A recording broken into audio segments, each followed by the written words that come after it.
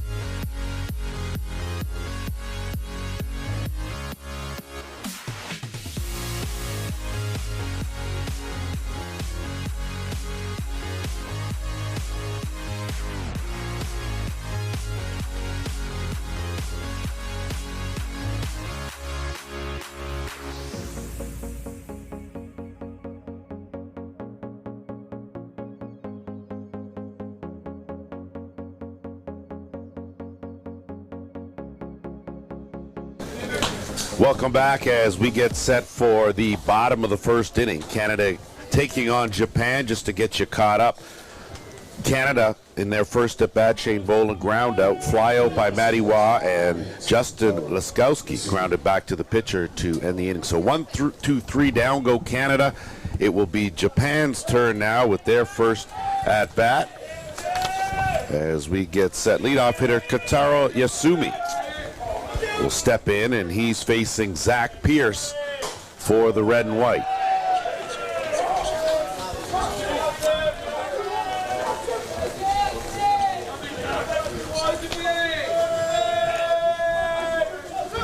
Zach Pierce, of course, one of the starters for Canada, more than likely will be filling some more innings in between, as, of course, Canada's ace being Sean Cleary and Justin Schofield, the two that will probably toe the rubber come big game time. That pitch missing for a ball.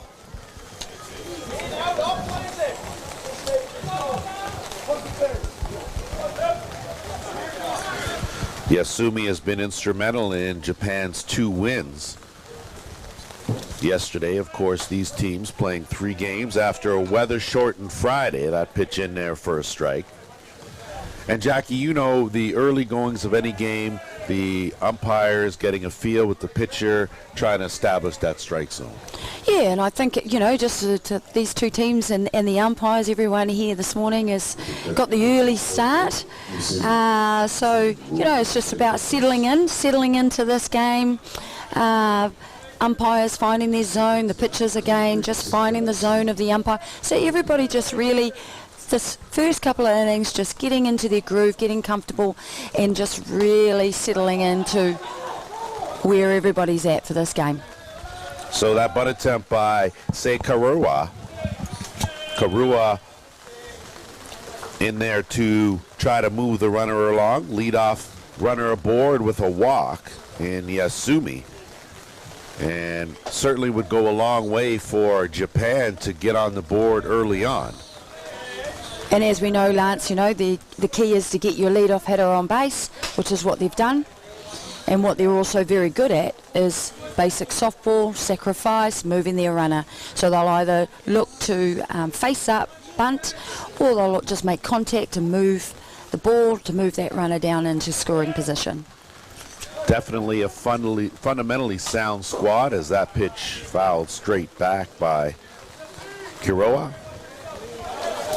So interesting there, Jackie. First bunt attempt, foul. Second one was a slap attempt, foul. So we'll have to see here if he squares or if he does it the He's going to look to move the ball, I would say, right now. He's going to be looking to move the ball. Zach Pierce with the changeup. That's the first changeup he's thrown here in this ball game, and we are very early going. So very early in the game, he's showing what he has in his toolkit in terms of ground ball. Shane Bolin over to second, going the easy route. Not able to double up the runner, but cut down that lead and keep the double play in order as we take a look at Canada's defense. Change a bit. It was initially Bradley Ezekiel in center field, but Manawatū will take that over that position. Colin Walsh in left, Quentin Bruce in right. Tyler Paulai is at the hot corner. Shane Bolin at short. Justin Laskowski been a mainstay at second base. Corey Jones has been doing his thing at first, and Zach Pierce will be throwing to the veteran catcher for Canada in Brian Avery. And I'm not sure what the discussion is here, Jackie, if it was an illegal pitch call, but in the meantime, between time, take a look at the batting order for Japan. Yasumi was the leadoff hitter. Kuroa batting in the 2 spot. Kitazawa will be in the 3rd spot. The big hitter is the cleanup hitter, Hikaru Matsuda. Yasuki Morita follows him, batting 5th. Kazaya Toriyama will be batting in the 6th spot. Yoyu One, the shortstop, good hands, good bat, batting 7th. Yusuke Sakuraba has been instrumental in Japan's 2 victories. Tei Hamamoto rounds out the 9 for Japan. So, Jackie, I'm not sure if it appears they've gotten this rectified, if it was about an illegal pitch or one of those things. I'm not quite sure if you can shed some light on that. Yeah, I think that's what they were discussing. There was a missed whether or not it was an illegal pitch. That ball into straightaway center. Manawatū settling in. Tag up. Good throw over to third, and no chance for Yasumi to advance. I think we'll get up to speed with what that was, but there was certainly some discussion there, Lance. That's going to bring to bat number 18, the catcher, Yusuke Kitazawa. So 1 away, and the ability to move the runner over again. Japan usually technically sound, and they've done just that. First runner on base, first runner in scoring position here in this game. That one gets away, and an easy scamper by Yasumi over to third. So just 60 feet away from opening up this ball game is Japan. And we've seen that a little bit throughout the last few games over the last few days, is these pass balls. A few pitches in the dirt. So they're just ironing out some of those things with the pitches and catches. And Kazuki Kitazawa, the hitter, batting in the 3 spot, and that pitch manages to hold his swing. Zach Pierce, one of the younger pitchers in the pitching roster for Canada, teaming up with the veteran Brian Avery, probably a good pairing. High chopper, that's going to get out there to left field, base hit RBI for Kitazawa. And Japan's on the board early with a 1-0 lead. And that will score the run of Yasumi. Japan up here. And they've really shown just straight off the bat, haven't they, Lance? It's just the get your first runner on, move your runner down in scoring position, make contact, and there you go. There's your first run of the game. You called it very methodical. Walk, sack, pass ball, single, run. Simple equation, and that's the way it's done. One away here for Hikaru Matsuda. And Matsuda hasn't gotten the arms extended too many times yet in this tournament, but he is certainly capable of tremendous power and probably the biggest power threat in the Japanese lineup. And that ball's laced out, and you can get out of this ballpark right now. On cue is Matsuda, 2-run shot, 3-0 Japan. Straight off the bat, Japan showing they've come to play, making good contact with the ball, good pitch selection, and that's what you can do. So the big hitter for Japan gets them out to an early lead, and you talk about coming out and taking the momentum away early. That's exactly what Japan has done. Yeah, they've shown up to play, haven't they, nice and early in this game. Now it'll be the number 5 hitter in Yusuke Morita as he waves at that changeup from Pierce. And he's mixing things up, isn't he? He's straight off the bat. Zach Pierce is showing lots of different types of pitches. Missing high and away. Tough to find your groove when you blink an eye and the team's put 3 runs up on the board. That's the case here. As another swing and a miss.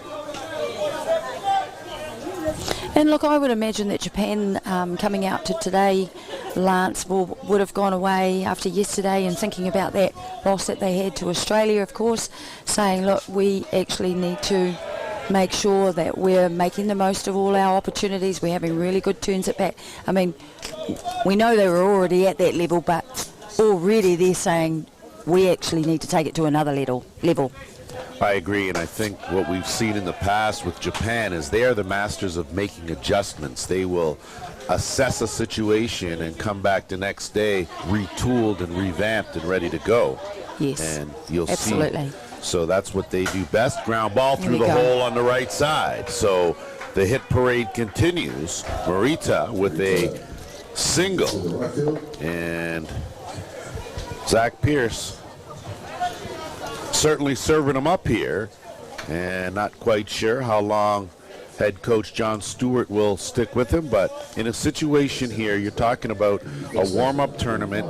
You come in 3-0, Jackie. You have a little bit of leeway. Yes. And I would have to say the pressure more so on Japan to win and remain in the hunt than it is for Canada to solidify their spot in the final.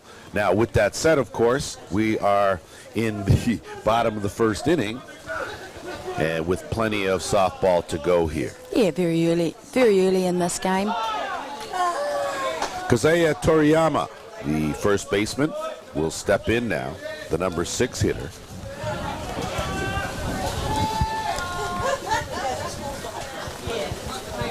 Just one away. And that pitch in there for a strike. So plenty of work to do here in this first inning for Canada, as Japan has jumped out to the early lead. That one fouled back by Toriyama. And they're Jackie, just taking good cuts this morning, aren't they? I'm sorry? Already looking at Japan, they're just, anything that's in there, they're just having cuts at it. Well, they're not letting those pitches go by if they're actually in the zone. Well, Japan was out here probably 2 hours before game time. That ball is yanked just foul. And I would imagine that was to get their mental mindset right and get focused on the game and on the day. And clearly they are focused. And that's very typical of Japan. It'll be interesting to see how Canada responds, and with the number of veterans they have, you usually are able to not get too low, not get too high kind of thing. I think the other thing to think about though, Lance, and I mean you'd probably be more familiar with this Canadian team, but is Zach Pearce also, you know, one of their stronger pitchers? So like you said, are they coming into this game knowing that, look, actually what this is about is we need our other pitchers getting some game time. Let's get them in here and give them an opportunity. There's that change up. That was a back-breaking change up there from Pearce to get Toriyama, who must have seen that coming in awfully big. And but just went a little too early on it and turned on that pitch, which is what you want with a change-up. So, yeah, you know, when we talk about that and the position that Canada's in, I guess they're in a situation where they have that luxury this morning to be able to give other players some game time. Yo-Yu One, the shortstop for Japan, looking at a first pitch ball. That pitch down and in to run the count to 2-0. I think you might be right, Jackie, and I say that because despite the start by Japan, there's not a whole lot of rumbling or movement, and that ball was launched out, and you can get out of this ballpark right now. Second home run of the inning, a 2-run shot for One, and it's 5-0 Japan. Pretty effortless too, wasn't it? It sure did. There we go. We see that replay there, and just getting right on the meat of the bat through that ball, sending that over centre right field. Yesterday the wind was a factor, and it didn't really matter how hard you hit it. It was blowing in and wasn't going to get over that fence. Today it appears to be going the other way, or maybe it's just the way the ball's coming off the bat of the bats of Japan. Yeah, well, I just think also for Canada and for Zach, he's pretty much seeing that if you're going to put it in there, they're on form this morning. They're showing us that they're actually here to have good quality turns at bat and hit the ball hard, which they can do. Yusuke Sakuraba, the 8th batter of this inning. Japan has already put up 5 runs here, which has actually been quite unusual. We haven't seen that in many of the games that we've gone through, that many hitters in the first inning, or in any inning really. And that bunt attempt there goes awry and not able to make any contact. Sakuraba.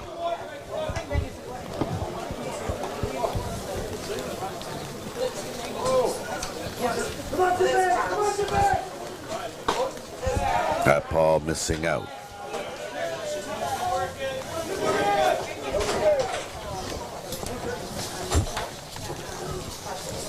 I think the count's 2-2.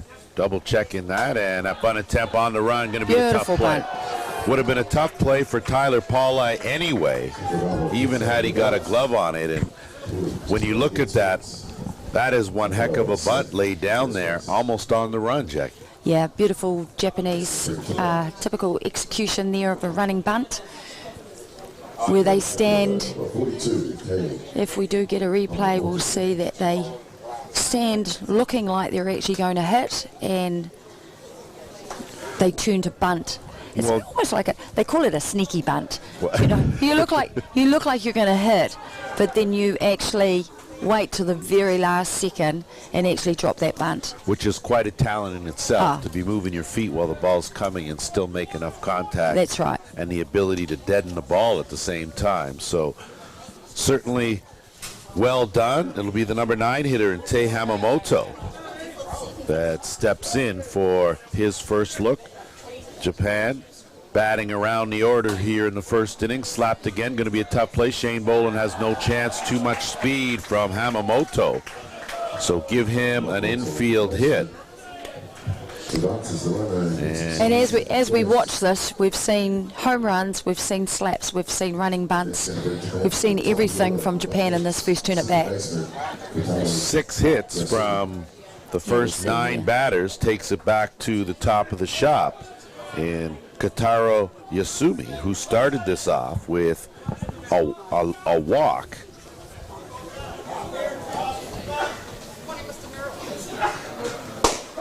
And that over the outside corner for a called strike. You're just hitting that outside corner nicely. And that's what he's going to need to do. Hopefully he can work those corners to keep the ball away from Japan. They're showing that they've come here this morning and they're on form. As you've said, they've probably been out for a few hours, just tightening up on a few areas of the game.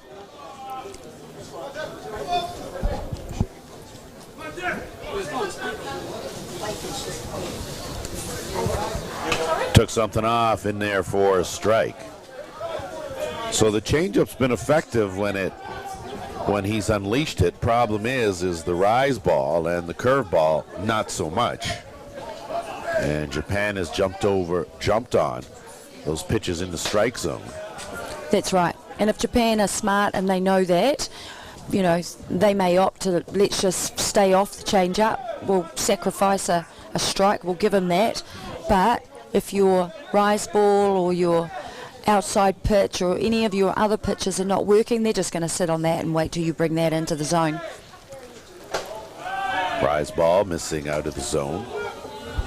That'll run the count full. A long inning here for Zach Pierce and Canada, as Japan has pushed across 5 runs. 2 of them via the long ball, and another walk will load up the bases as the runners were on the move. So second walk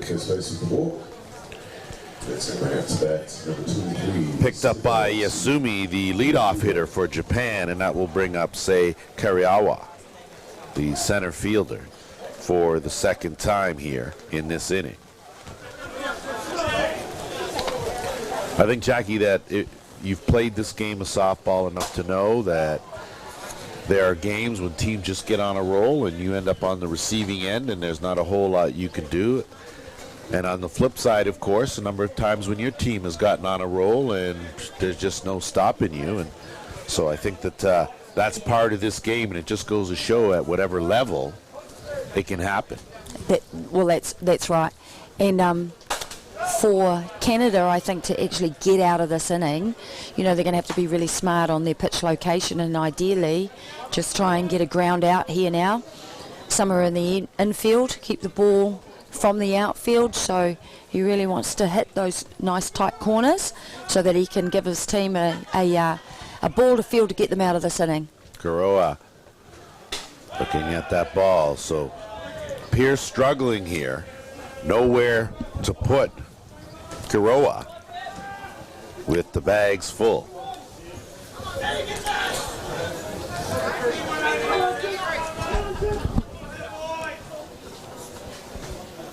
Oh, there's that change-up, and it's nice. A good one, but a long, long inning for Zach Pierce in Canada. 5 runs plated by Japan. They have jumped out to an early lead. You are watching coverage of the 2022 Tradestaff International Series on Ballpark Broadcasting New Zealand, brought to you by Softball New Zealand. We'll be back after this break.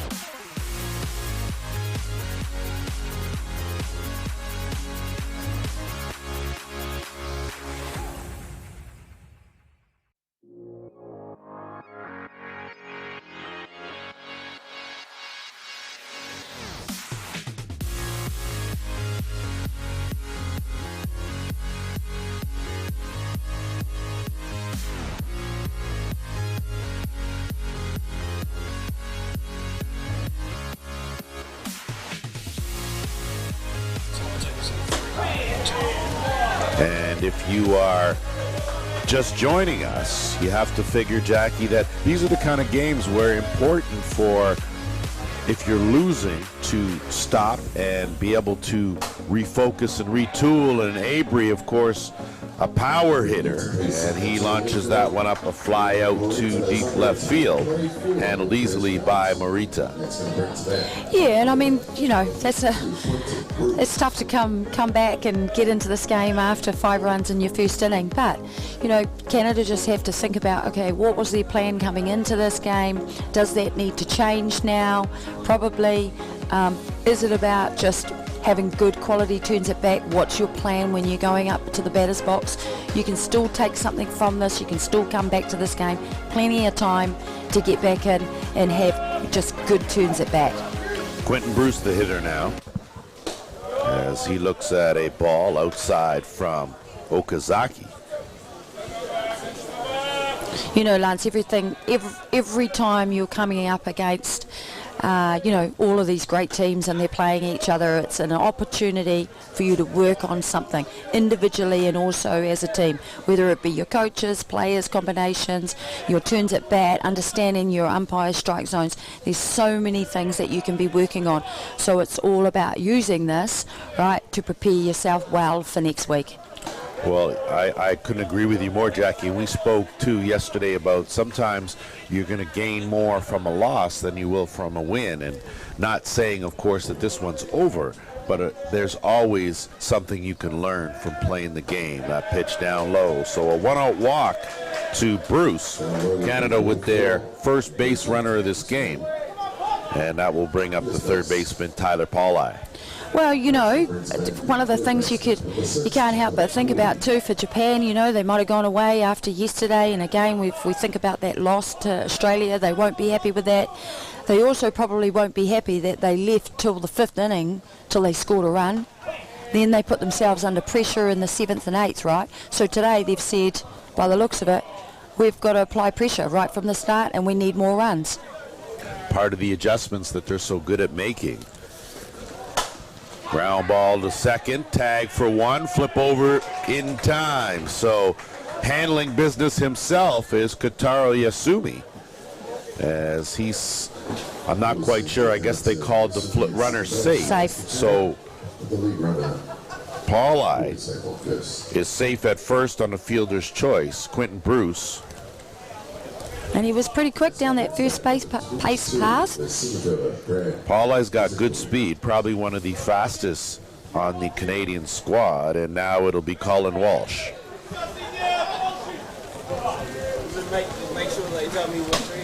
Looks at a pitch in there for a strike.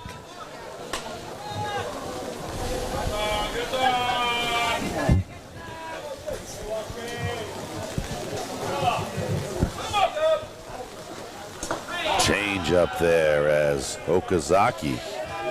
And we're seeing that a lot from all of the pitchers, that many have a change up in their kite, and it's really off-putting for the hitters. It's working. Well, you know, Jackie, the old philosophy used to be if you have a change-up, you hold on to it as long as you can before anyone sees it. Yeah, that's right. But sometimes what happens is you hold on to it too long and maybe one of your best weapons doesn't get used. So these guys are definitely using it early and effectively, and certainly working for Japan. Working for Canada, too, just not in the same capacity. And there's that change-up back-to-back again. So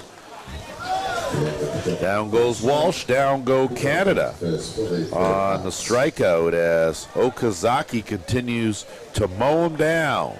We'll be heading to the bottom of the second inning. 5-0 to score. Japan in the lead. You're watching coverage of the Tradestaff International Series on Ballpark Broadcasting, New Zealand.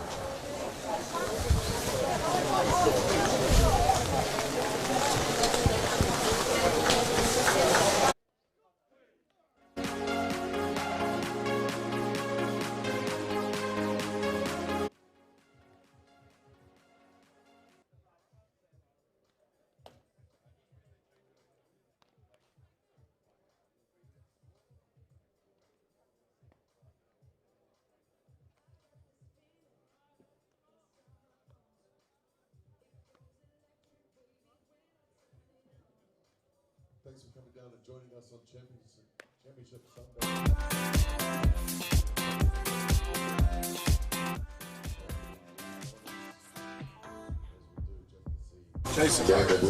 Welcome back as the raindrops falling here at Colquhoun Park.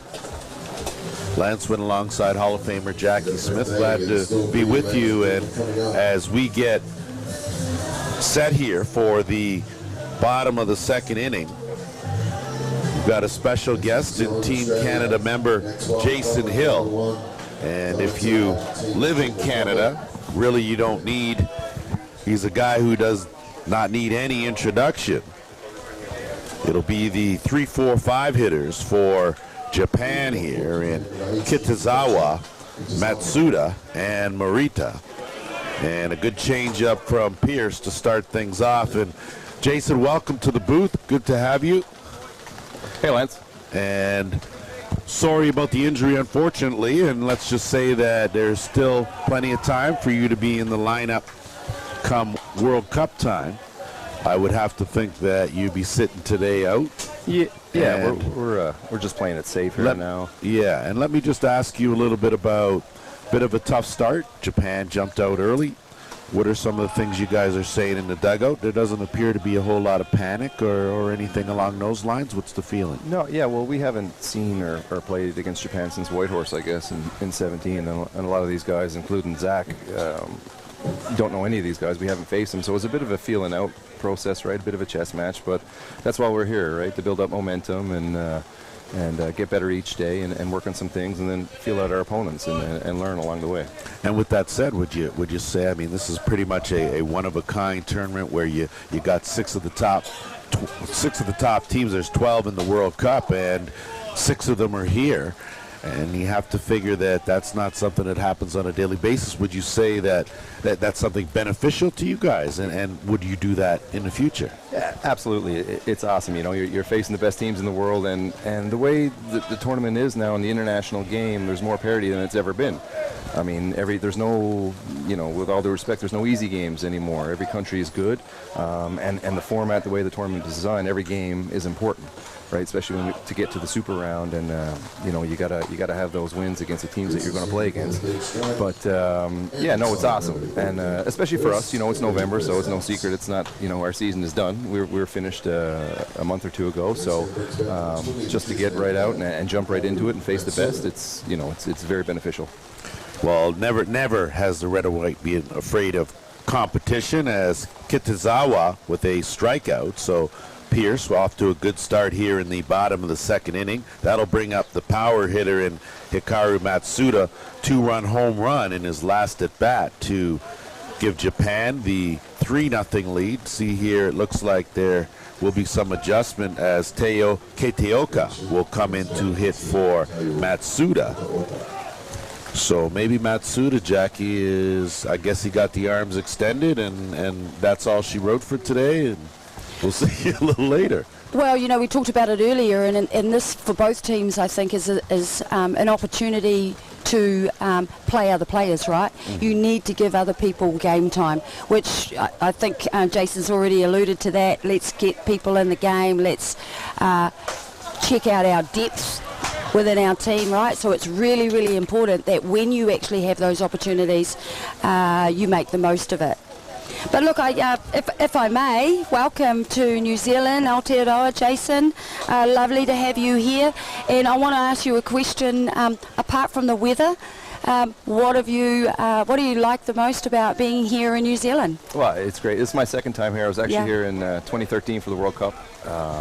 Right. The hospitality has been great. Everything, from the food to accommodations here, and the rain has been a little bit unfortunate, but the grounds crew here has done, we haven't missed a game yet, so they're doing their best to keep us on the field and keep things rolling. So it is what it is. A little bit of rain is nothing I'm not used to anyway where I'm from. Yeah. I'm very familiar with Canada myself. I played a lot of softball over in Canada over many years. Hey, what have you been impressed with, not only from your team but also from what you've seen from other teams so far in this tournament? well, like I said earlier, it's just a level of competition the international game brings now. Every team is good. These pitchers, there's a lot of unknown pitchers, and it seems like, I don't know if it's the stage of the career I'm at, but every one of them throws hard. What are you saying? It's more of a chess match these days. Yeah. You know, the competition's tough, but it's, like you said, it's great to get this in right now, and because this is what we're going to face next week for 10 days. Tough play there at short for Shane Boland, a bit of an in-between hop, not able, just a little too much speed on the base pass. You don't have a whole lot of time to have any bobble or any kind of wiggle room as Yusuke Morita reaches base on the error. So 2 aboard here for the number 6 hitter in Kazaya Toriyama.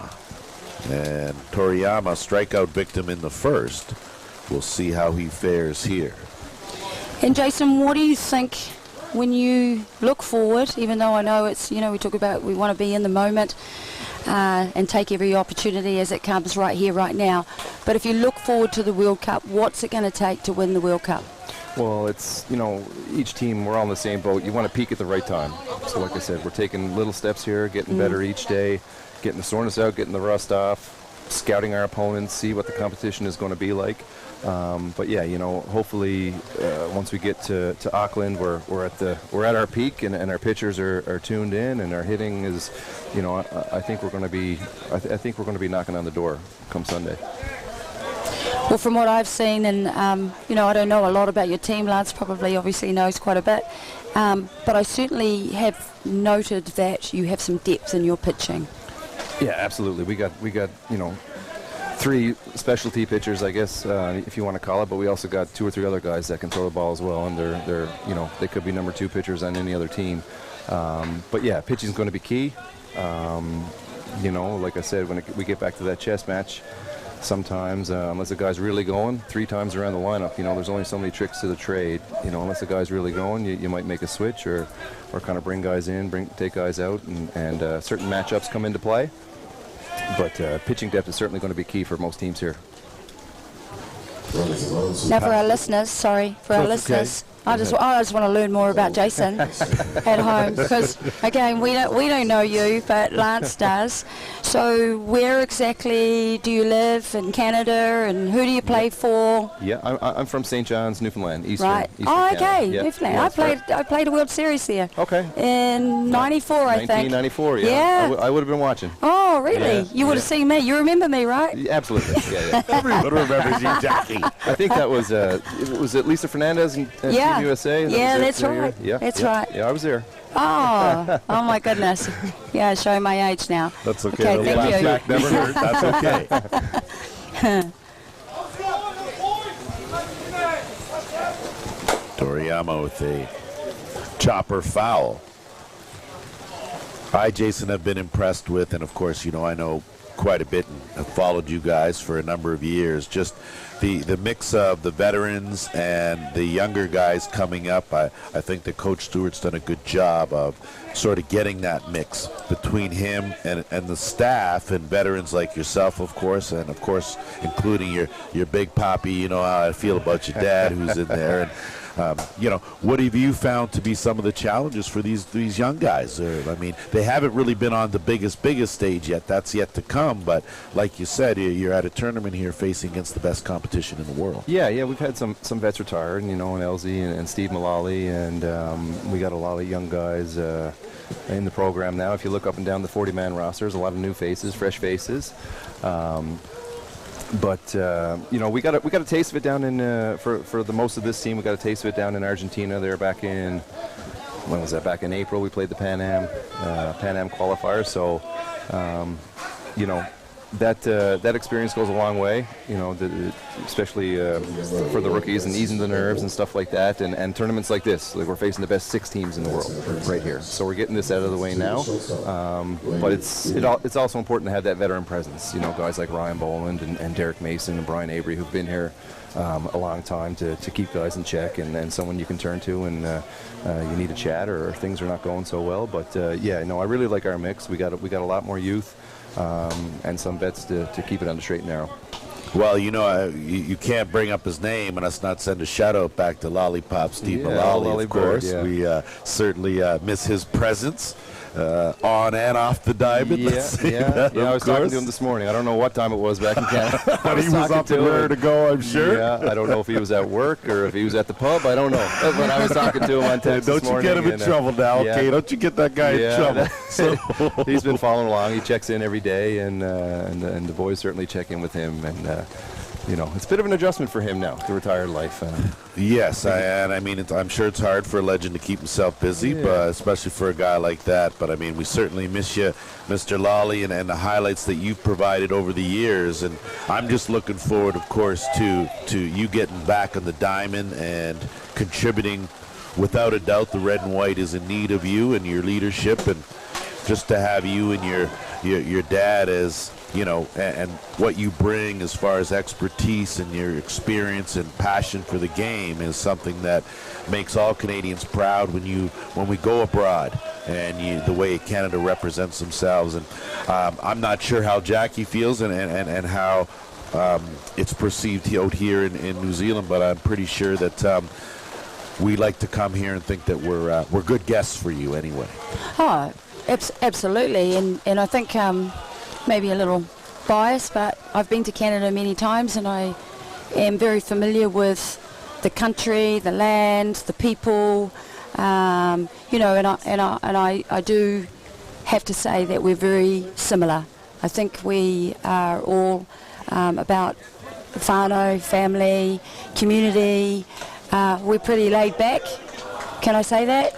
We're all, Canadians and Kiwis. We're pretty cool people. Well, it's funny you say that because you're both shaking your head. Yeah, we're pretty cool people too. And I said to you on an earlier telecast yesterday or earlier on in the tournament, that we classified the Kiwis as our East Coast Canadians. Jason, of course, an East Coast Canadian, will attest. And the similarities between just being, and I was saying, of course, the East Coasters are the most hospitable, best Canadians in Canada. And so the equation is very close. That's just what can happen sometimes as nationalities connect, don't they? And they come from similar backgrounds, they have similar values and family culture, and that's just how it is. And I think also there's also that connection through, obviously, softball. We, New Zealand, have travelled to Canada for many years playing in tournaments. For the women, it's been the Canadian Cup that we've contested in over since I can remember, and I'm not going to give my age, but it's been a while. And same with the men. You've also had that connection as well, and I think that amounts for a lot in terms of just creating friendships as well, on and off the field. We can be very competitive, but we're also had great friendships also off the field. Yeah, well, let's not get too friendly here. Now we got a couple more games.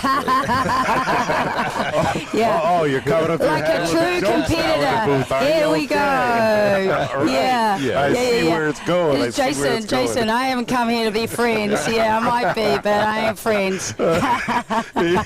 He's just settle down, Jackie. Business first. He's just saying business first. We still got a little to get to before we can have the party. That's all. Yeah. Hey, just very quickly too, I want to pick up though on what you were talking about when you for your team, you've got youth coming through, and I can't help but think that it sounded like you're talking about how important that is from a leadership perspective. When you, I don't know if I'm thinking you've probably had a chance to sort of scout a little bit about the Black Sox. You may have noticed that, we've got a pretty new young team. We've got so some of those senior members with experience within that team as well. So, how important is it to support those new players, that youth that's coming through in your pathway, but also in your team? Well, the youth is the future of the game, especially in Canada. We're not, we lose a lot of athletes to baseball. back home. So, you know, without these guys, and we're all for the most part, guys are from small town and these young players, but if we don't showcase these young guys and get them involved and get them in the program, then, you know, we're in jeopardy of the game just dying out. So they're integral to the program, and I assume most countries are probably going through the same thing. I know New Zealand's a bit different. It's more of a top sport down here, but back home it's, you know, we're fighting to get that status. Yeah. So we're not there yet, but I mean, you know, when it comes to tournaments too, these week-long tournaments and these 10-day tournaments, you're going to need youth. You know, you're going to need youth. You're going to need young, fast guys. Lots of energy. Welcome to the bracket, lots of energy. young fella. Welcome to the bracket. Bouncing out of bed in the mornings. Yeah, that's right. That's right. But yeah, like I said, you look at our 40-man. We have a lot of young talent coming up. You know, and we got to continue to develop these guys and find pitchers and develop them young, because the pitching is key. Right, so without pitching, your program's going to die. But you know, I like where we're at. Some of the vets are starting to retire, but and I look at the New Zealand. You know, we know a lot of the big dogs with New Zealand because we play on them on the circuit over in North America. But there's a lot of new faces, some guys that I haven't heard of before, right? So again, another benefit of being here, playing these games, you get to do some scouting. You get to see who it is, you know, who the guys are putting up all the stats, and kind of learn that way along the way.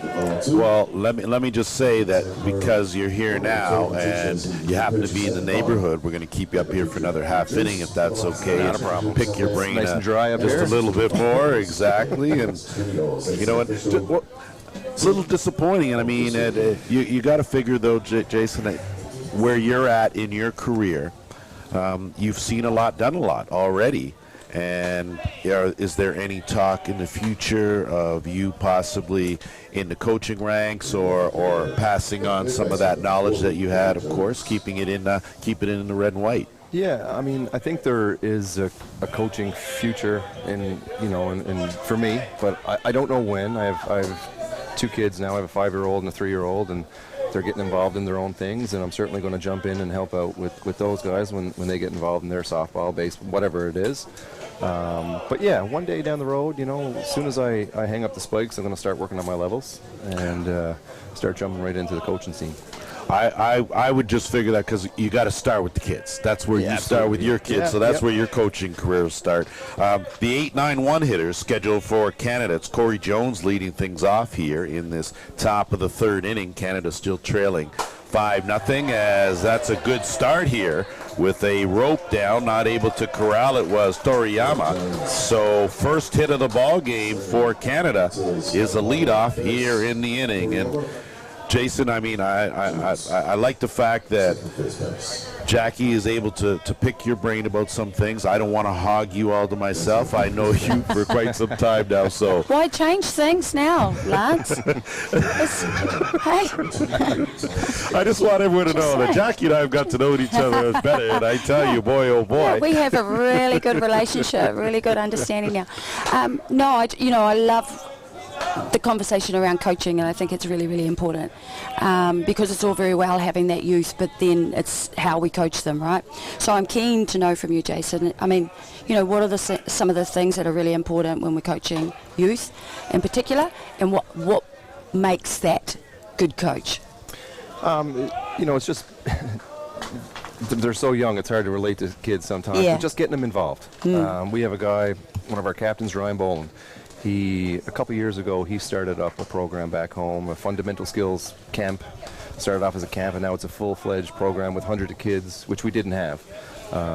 Avalon Fundamentals, Fastpitch, and basically what we're doing is trying to get all these kids out just to play softball and have fun. Teaching the basics, get them involved in the game, and get them hooked, right? Because you got to hook them. Because you know, back home, once we lose them to baseball or whatever it is, these programs have been around a long time. They're very well run. It's hard to get them back. So getting them at a young age, you know, getting them to just have fun. It doesn't matter how good you are, how you know, as long as you're smiling, you're learning fundamentals along the way. So I jumped on with Ryan a couple years ago on a volunteer basis, just helping out. And I've enrolled my own kids in the program, and it's growing every year. I think he started off with 30 or 50 kids, and he's in the hundreds right now. Oh, wow, so it's the that's little great. things like that in the small communities that make a big difference, right? And without people like that giving back to the game, especially ball players who played at the highest level, without those contributions, it's hard to get things up and running. And again, we're not Major League Baseball. We don't have hundreds of thousands of dollars getting thrown at us by sponsorship stuff. So it's tough to do, but it just takes a little effort, and that's kind of what it takes. Yeah, so you talk about basic fundamentals, and we know skills and technique is really important in the game. How important is also well-being? Is there a focus on that as well? When we talk about, and you mentioned it, and I totally agree, around just, first of all, let's get them involved, let's get them engaged so that they actually enjoy the sport. But as you develop and you get to a stage where in sport there also becomes pressure. Absolutely. So how important is it to teach also the mental toughness or mental ability, wellness within sport? Well, this day and age, there's so much more education on it. There's so much more focus on that, and your mental health and staying active and just feeling good, having fun. But, it's something that we stress every practice. First and foremost, have fun. Yeah. Smile. You're not going to get everything we're teaching you. You're not going to get it every practice. You're going to struggle with things. It's a frustrating sport. Yeah. You fail 7 out of 10 times, you're a Hall of Famer. Yeah. So it's not the best sport to come. See, I failed. And you told 7 me out of that. 10 times. That's why I'm a Hall of Famer. I was like, I guess so. I did too, I guess. I mean, we played the game enough and failed enough to get something good out of it. Yeah, but it's, and the thing is, you're not only a coach, you got to build those friendships too, and especially with the parents, and let the kids know that there's someone to turn to when things are not going so great, or you're having a tough time, whether it's softball, school, homework, whatever it is. Yeah.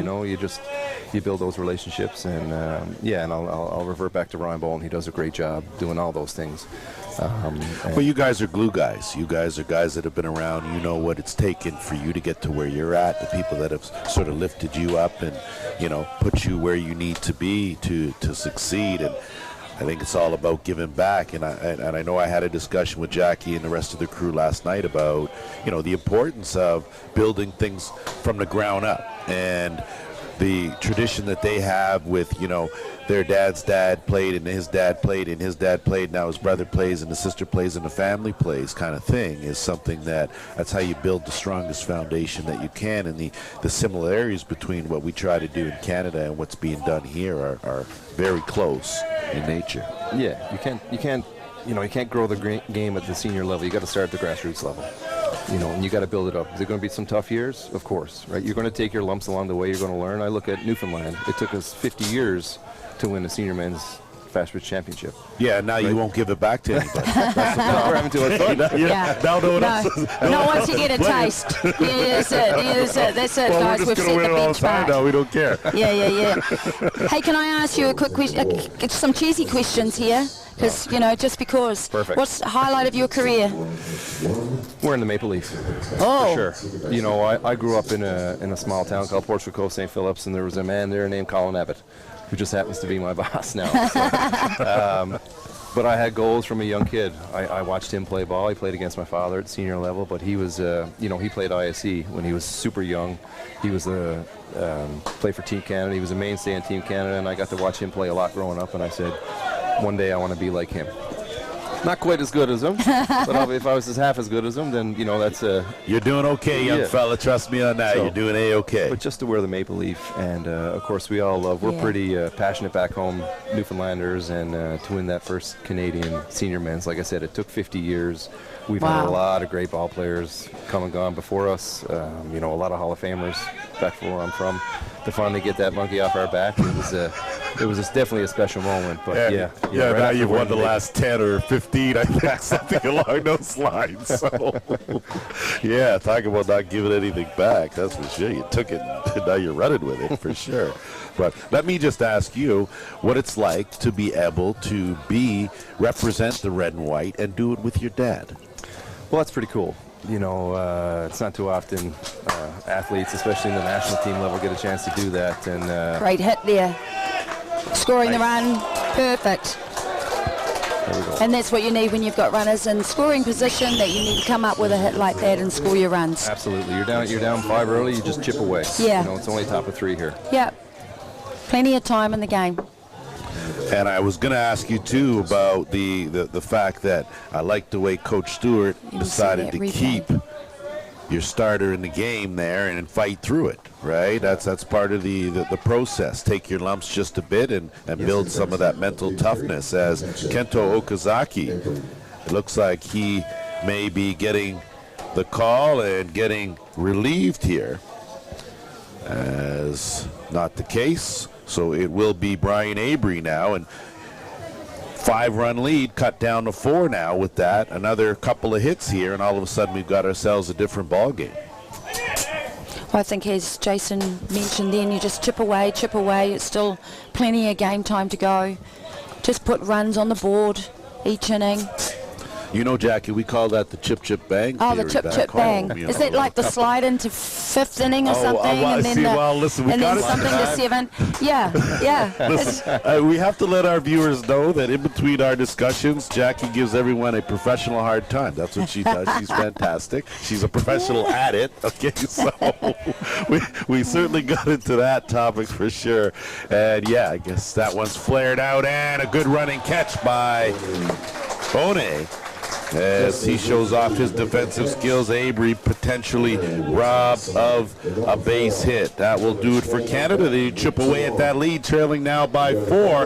I want to take this time to thank my guest from Team Canada, Jason Hill. Pleasure to hear you, talk to you, and of course see you. I look forward to you getting back on the diamond.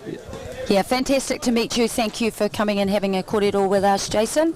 And all the best for the rest of the tournament and the World Cup, of course. Thanks, guys. Thanks for having me up here. A lot of fun. Thank you. And we'll be back, of course, after this short break.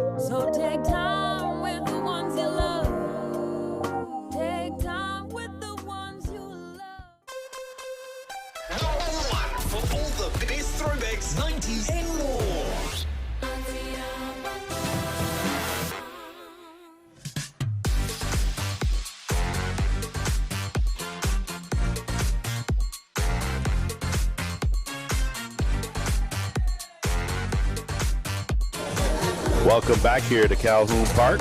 Lance Wynn alongside Jackie Smith. And of course, the rest of the Ballpark broadcasting crew in full effect as we kick off Championship Sunday, day 3 here at the Tradestaff International Invitational Series. First one of its kind ever. 6 of the best teams in the world meeting head-to-head in preparation for the 2022 WBSC World Cup of Softball to take place in a week's time. It'll be 9-1-2, the scheduled hitters for Japan here in the bottom of the 3rd. Tei Hamamoto, then back to the top of the shop in Yasumi, followed by Kurowa. And Zach Pierce still out there. And that changeup very effective. Tyler Paulite calls off Avery, makes the grab for the first out. And Canada have just decided that they want to give Zach some game time, right? They want him to just battle away,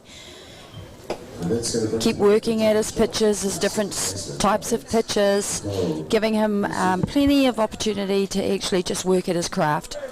Well, Jackie, you know when you play a tournament, 2 tournaments you're putting together, and if they're lengthy multi-day tournaments, that you have to expect there's going to come a time when you're going to have to call on some of these guys, and you don't know with injuries or any other circumstance, and you want them to be ready.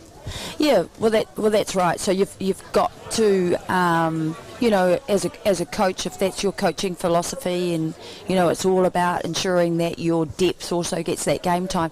But they'll also, because they also have their starters, their go-to, their stronger pitchers, if they're smart also that they're going to save them for the big games.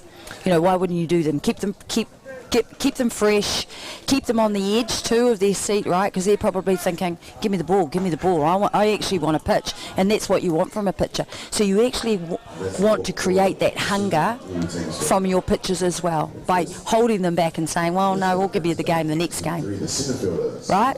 Because good pitchers who have stamina, who are on form, they want to play.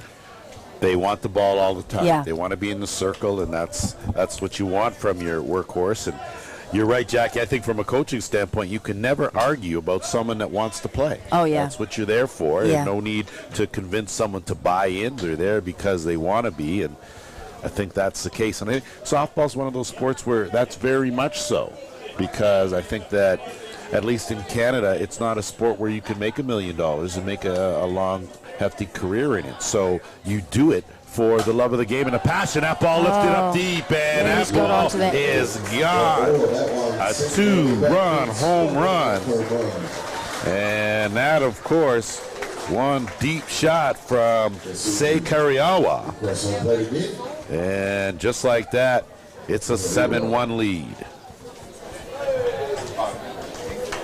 And just like that, as you said, just like that. Perfect timing, right over centre field, which means that, when they're hitting the ball like that over centre field, that it's pretty much coming in the zone.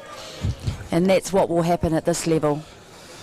You are well put, Jackie. I don't know what Was that nice? Was that subtle? Yeah, that was as nice and subtle as could be. Yeah. But we know that, right? If you pitch the ball on the inside of the plate and you're looking at hitting your corners, which is ideally what you want to do, either inside or outside, the hitters will hit that location. They'll pull the ball to the left side of the field, or they'll hit off field, right?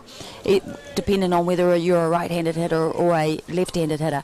But if you're hitting over centre field, it's pretty much coming down the middle. Well, the 3 home runs that we've seen here have all been to the power alley in left center, deepest part of the park, then a straightaway center, and then to the power alley in right center. So it's been nothing but long, deep, hard shots, and those balls have gotten out of here in a hurry.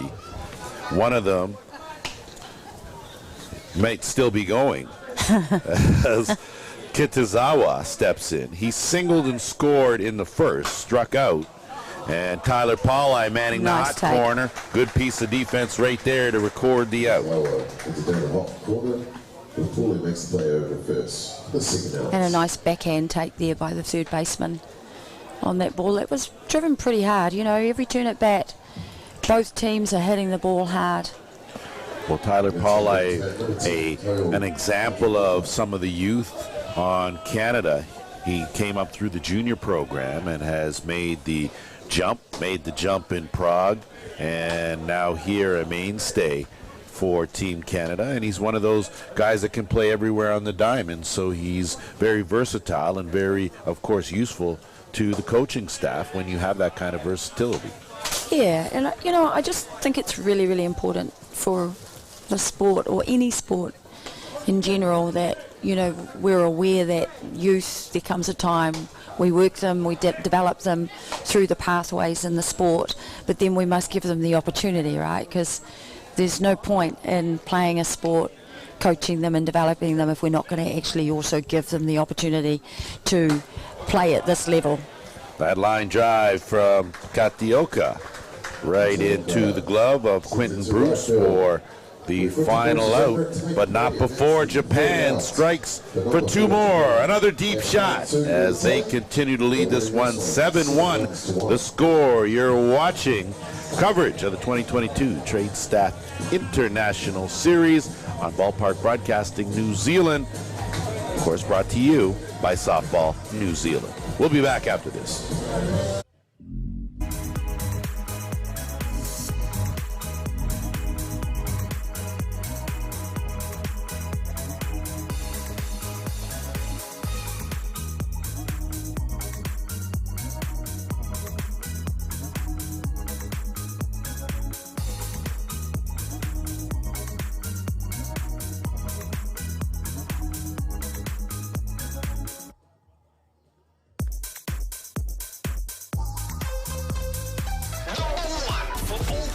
throwbacks, 90s and more.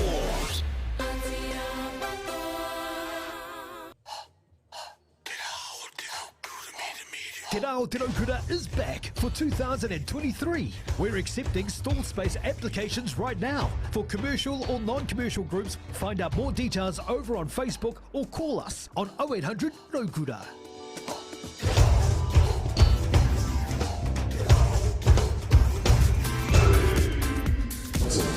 Back to Colquhoun Park here. Lance Wynn alongside Jackie Smith.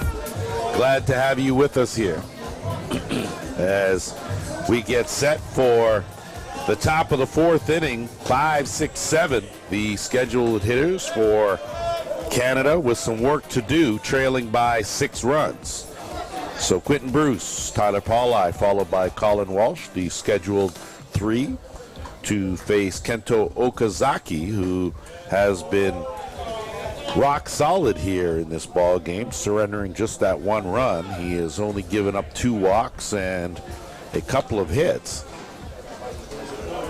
So against a team of the caliber of Canada, that's a very successful outing, but not to forget that coming in, Canada with the ranking of number 3, Japan, of course, sitting as the second best team in the world. So Canada's got to be pretty happy with, you know, that record at this stage in this tournament. Bruce takes a look at a called strike. Walked in the second, but was erased on a fielder's choice. Another ground ball up the middle, ricochet. That's going to be an infield hit. So good job to knock it down and sort of kind of get out of the way, at least of harm's way, was Okazaki. A leadoff hit for Bruce, and Canada trying their best to get another rally started. And look, we've seen a lot of hits up the middle. You know, and I know we talked about it before, and we've got home runs and, you know, where that ball must be. But not only home runs up the middle, but drives also up the middle. So that is saying, though, that the ball is coming in the zone. So you can't help but think that the coaches, the teams, are talking to their pitchers and saying, we need to be hitting our corners, we need to be working on our location. But that's the thing about softball, Jackie. Where you hit the ball is dictated by where the ball's pitched. So if you're hitting a lot of balls up the middle, that means the ball's coming around the middle of the strike zone. Yeah, and I mean, as hitters, it's great because that's perfect timing, right? You're hitting the ball exactly where it is and back to where it should be hit to. So good on the hitters. That's good to see. But I think there's a bit of work-ons for the pitchers. Be hard to argue with any of that, as Colin Walsh now will step in for his second at bat. Struck out to end the second inning with 1 away here and a runner aboard, and he hits that one deep and out to left field. Chasing it, tracking it, doing a good job was Morita, as he got it almost deep and almost ran out of room there. Fair territory in that left field corner for out number 2. And he really got a good piece of that, didn't he? Just not quite far enough, but also a great catch by Japan, once again showing their talent in the field. Well, Japan has been pretty close to flawless defensively here, and I don't just say here in this game. They have been, despite their loss, their defense has been, as usual, extremely tight and impressive. Corey Jones, the hitter now, he singled, but he was erased on a fielder's choice as well, that in the 3rd inning.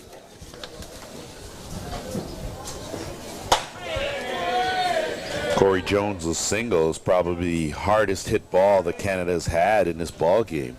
Okazaki has done a good job of keeping them off balance every time Pierce would come with a battery of change-ups. Back comes Okazaki to return the favor on the other side. That's a strike 3, but gonna reach on the pass ball, Corey Jones. And that's off that change-up. But we've seen that from all teams, haven't we, that a number of pitchers have that change up. And you talked about that earlier, and that we see more of it, and we see more of it early. You know, back in the day, we used to sort of, back in the day, gosh, can't believe I said that. Well, it's the same day I was back in, so don't worry. But you did used to hide it. You used to keep it right in your pocket and only bring it out on key moments. But now it's actually something that you need to pitch often to affect timing. Ty Sebastian pops that up. Une with easy finish there, and Canada, despite the lead-off single, it goes for naught, no runs, one hit.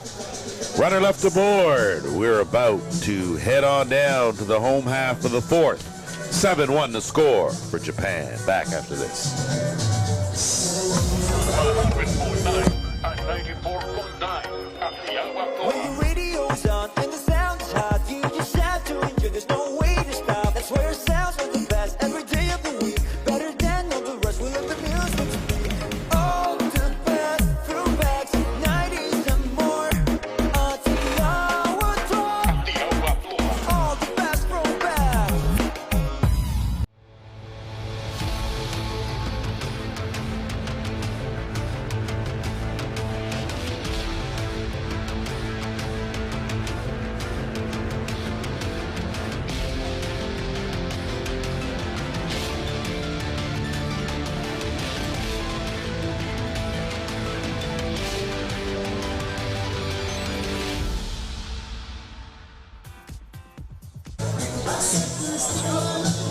Welcome back to Colquhoun Park. Lance Wynn, of course, Hall of Famer Jackie Smith, and we're always pleased when you decide to come in and join us for the ride here. And when you look at this ball game, Jackie, you talk about Japan coming out right as gangbusters, putting up 5 runs in that first inning. That seemed to sort of set the tone early on. Yeah, definitely setting the tone. But, you know, I believe that was on the back of that loss to Australia. I think they thought about what they needed to improve on, consistency in the bat, but in particular getting runs early, because they scored late in many of their games yesterday, right? So I think today they're coming out with a plan that we're going to make sure that we apply pressure right from the get-go. And they have certainly done that, of course, putting up 5 runs in that first inning. Yusuke Morita will reach base. Tough play for Justin Laskowski going to his right. Probably rushed the throw just a little bit and put it in the dirt, so you have to score that in E4. Morita at first base, and now it's the number 6 hitter in Toriyama.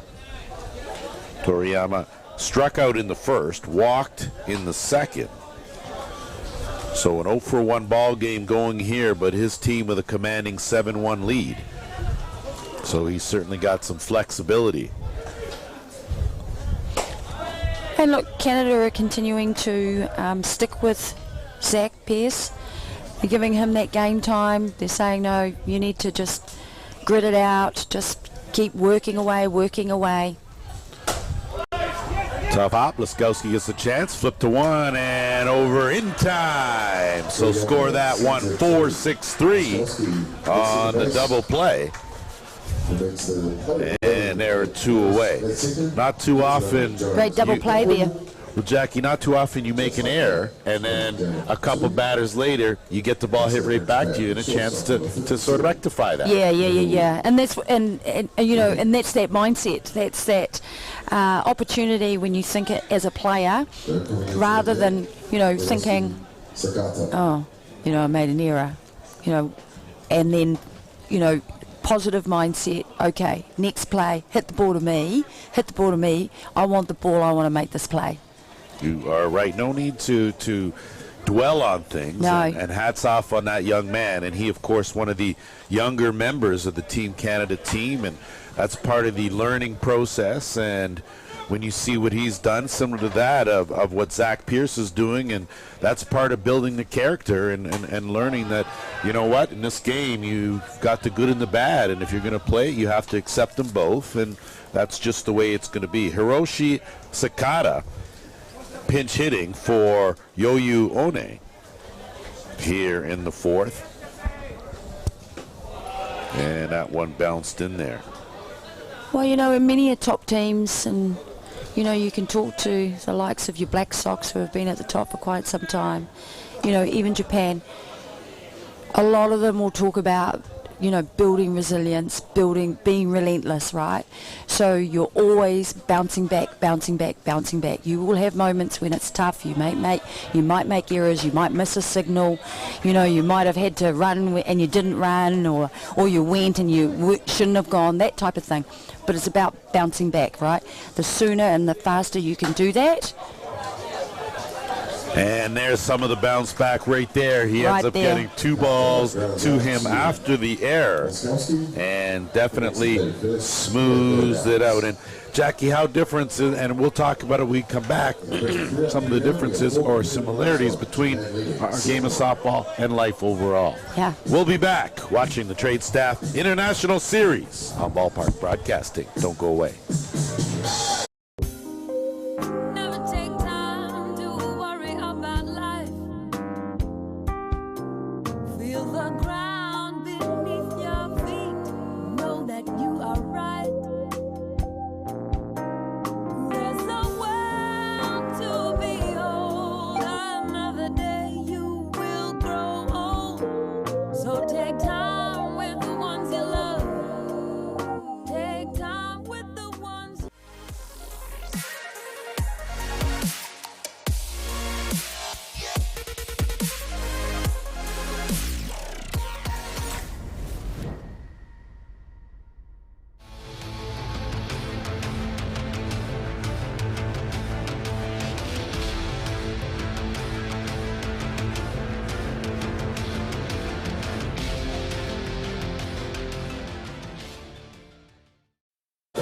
Welcome back, and Jackie, just to pick up where we left off, and I think some of the, when you can talk sport overall, but softball in particular, a lot of similarities between the game of softball and life and the challenges that you face every day on a regular basis. Oh, softball's made me who I am.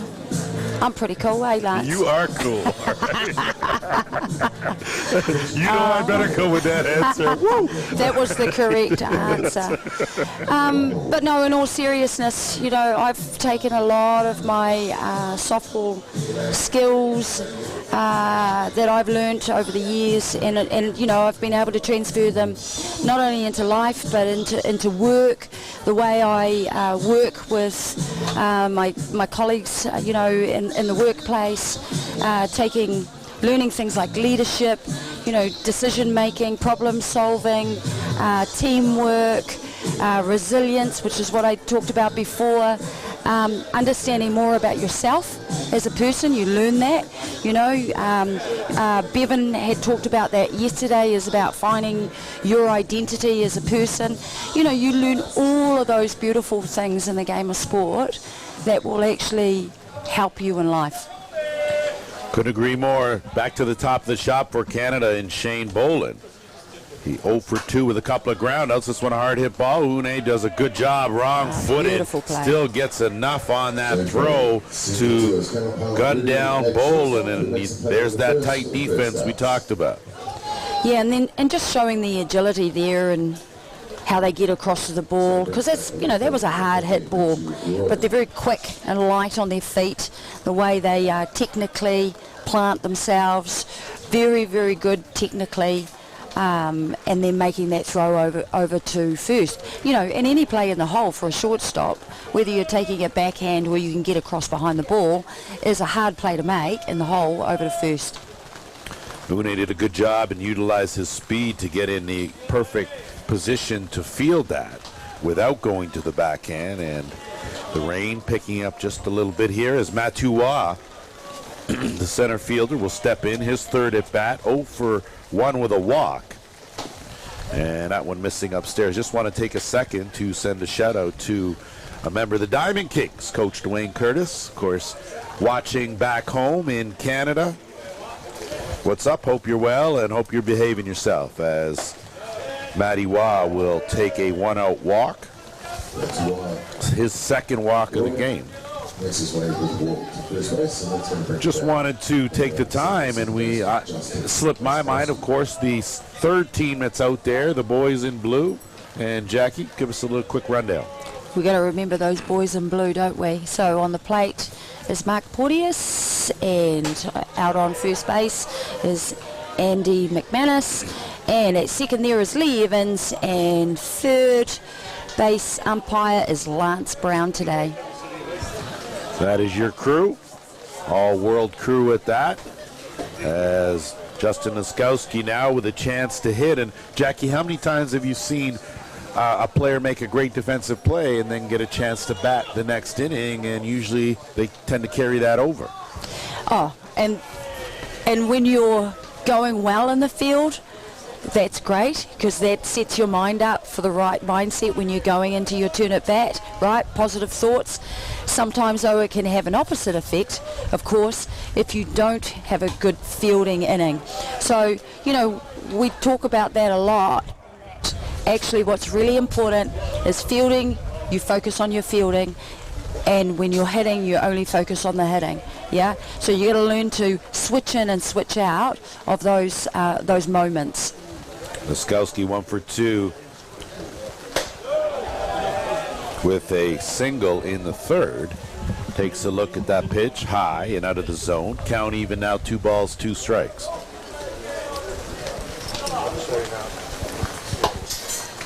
And he cue balls that one foul. So a good at bat here, continuing to battle.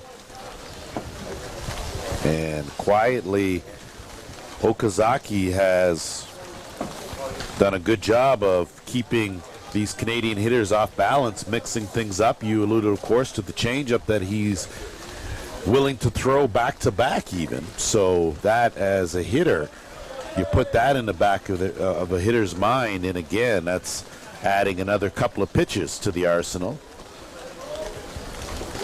And that pitch missing down. And look, both teams have kept their starting pitchers in here. They haven't, gone to the bench at all. They want them to get that game time. And we know that Kento Okazaki actually hasn't pitched since the Czech game. So he needs some game time. That's 3 or 4 games away, gone. So they want to really just circle back round their pitchers and go back and actually give them some game time. Laskowski fouls that one off to stay alive. So a good job and a good at bat for this young man here as he battles against Okazaki. I think the key is getting better quality at bats, Jackie, as you go on through the tournament. The more at bats you get, the more comfortable you get in the batter's box. Yeah, well, it also just really gives you that chance to think about if you've got a set plan or goals as a hitter, or you've been asked to actually execute certain things in the batting order. It helps you more turns at bat to really sort of fine tune. What is it that's going well? What's not going well? Where do I make those tweaks? Okay, I need to go back to the drawing board, and when I'm training, off the field, what are the areas of my game that I really need to be working on? Back-to-back walks issued, by Okazaki, as Laskowski on base for the second time, and that will bring up Brian Avery. And haven't really had a chance to talk. Brian Avery's probably has the most power on this Canadian team. That one launched out to center field, but tracking that deep was Kariawa. Great Runner catch. can't tag, so again, good fundamental defense and better positioning too for Japan. Yeah, great catch running back in centre field there, and he actually had to travel back quite deep on that hit. He really drove that to centre left field. But I sort of wonder if the runner at 2 probably should have tagged up. I think you're right. I think with the ball hitting it as hard as it was, probably would have allowed that. You definitely got good speed in Manawatū. And because he was travelling back so far in the centre field, it would have allowed you the opportunity when you identified that to actually tag and probably go on that hit. Quentin Bruce, the hitter, and You're saying that awfully nice, Jackie, but yeah, he probably should have been at third base, Manawatū, and he probably will agree with you, but maybe you just don't want to chance it. You no need to try to kill Well, you got another an hitter inning. coming up. Yeah. But here you go here as this one is skied to center field and an easy play for Atiawa, and down go Canada after a promising start. Got a couple of runners aboard, but nothing doing. As we continue our slide to 5 when we come back, it'll be Japan looking to add to their lead. They've got 6 runs up on Canada. Back after this.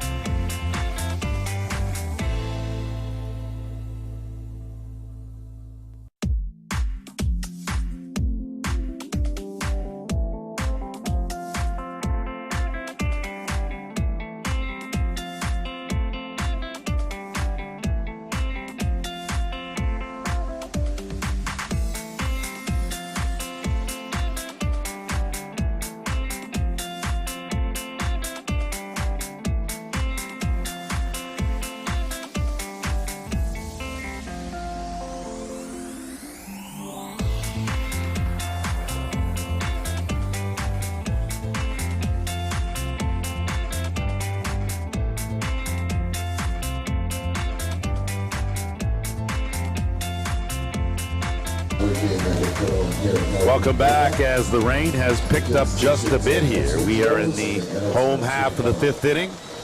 Colquhoun Park, Championship Sunday of the Tradestaff International Series here on Ballpark Broadcasting. Lance Wynn, Jackie Smith. Canada-Japan here, with Japan leading 7-1.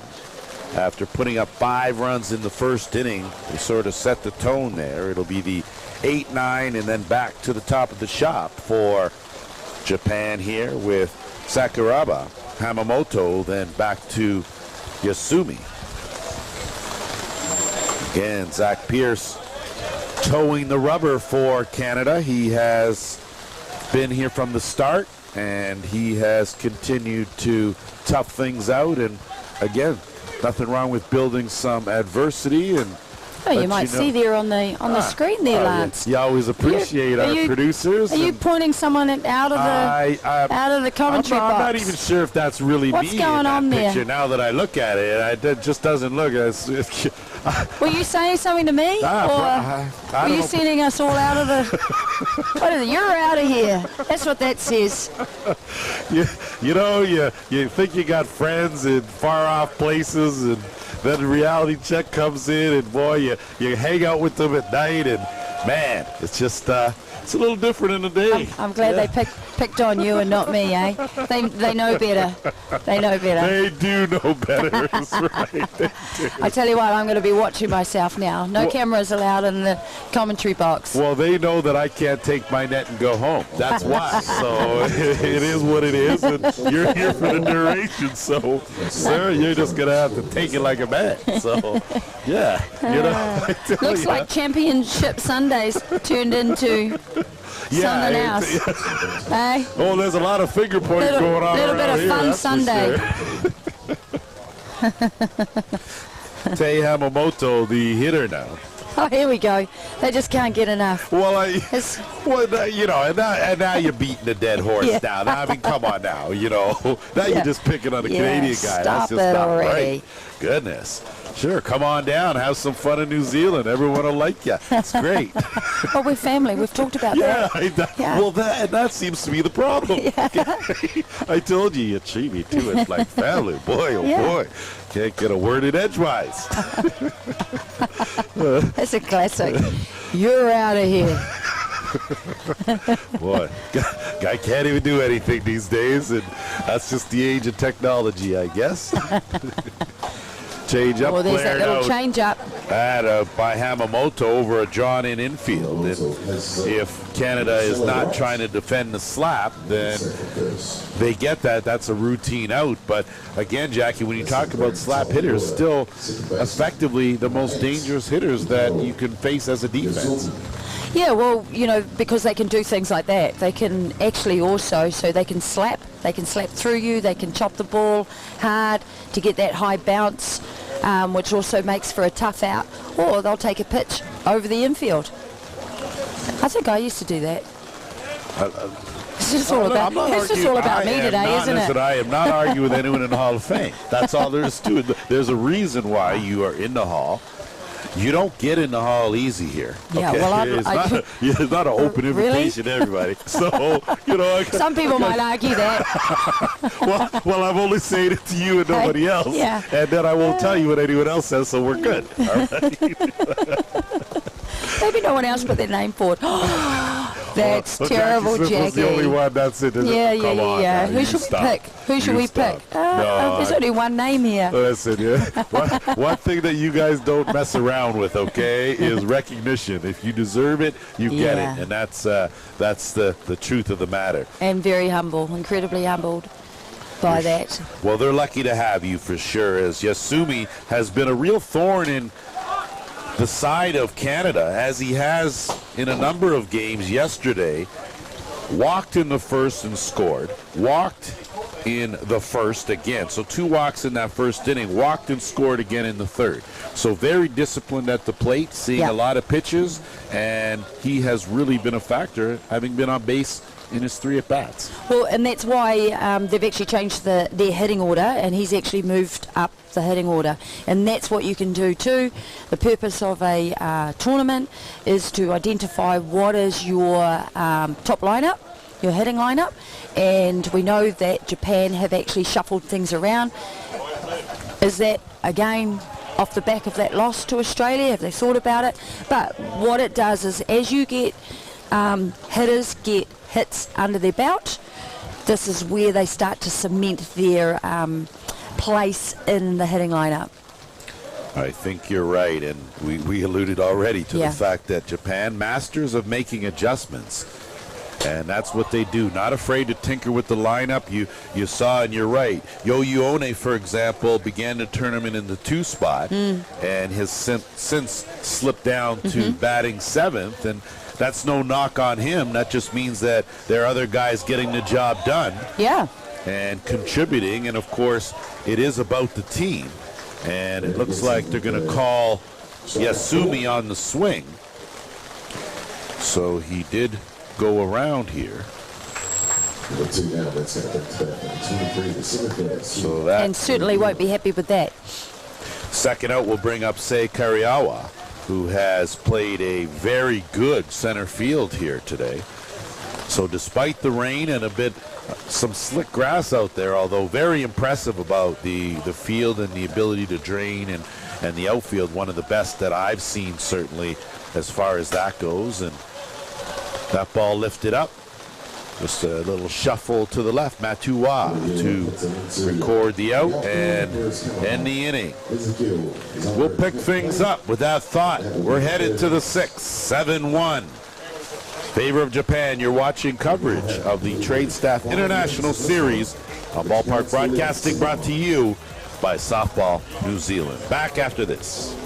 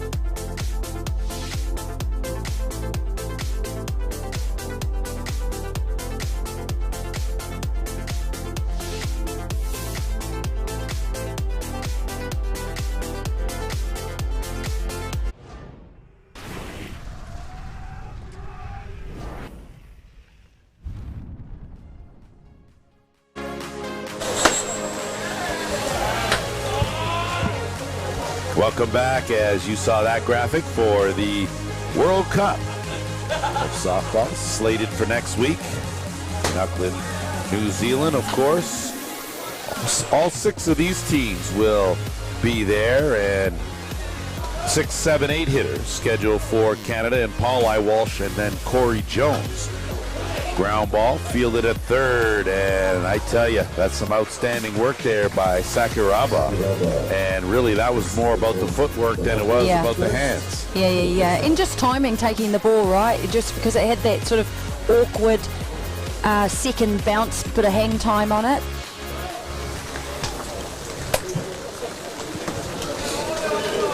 Great play there by third baseman. Colin Walsh now will step in for his third at bat, 0 for 2 with a strikeout and a flyout. Just want to remind our viewers, plenty of softball to come here on Championship Sunday. New Zealand will be taking on Australia. No rivalry there at all. And our next game, and that of course will be followed by Argentina and the Czech Republic. New Zealand will be back on the diamond after that to take on the Czech Republic, who will go back-to-back, Argentina and Japan. And then it'll be Canada taking on Australia in the final game before the final. So that will wrap up the playing schedule. The top 2 teams will meet in tonight's final. Big day ahead for all teams, really. You know, and you think, World Cup, they'll have 1 game a day, you know, so big difference. This is, it's big difference. Huge. And I mean, that allows you to do things like have your ace in the circle more often than you normally would in a tournament like this, where you're playing 2 or 3 games in a day. And with that said, of course, some action going on in the Canada bullpen. It also means, though, that it's, you know, it makes it tough, because when you get to a World Cup, and I recall, you know, many World Cups that I've played in, it is really about cementing your position in the lineup. That's what you want. You want to be playing. You want your name to be called out every time that team's called out. That's actually what you're playing for. You know, and it can be hard on teams that someone's going to not get to play, unfortunately, but that's why it's important to have a great culture within your team as well, so everybody's actually contributing and doing their little bit. But the fact is that you will play your top lineup. Agree, line drive out as Walsh got a good piece of it, but right at Une.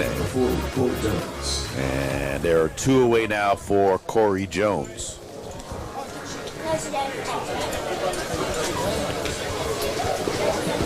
Jones chases that off speed.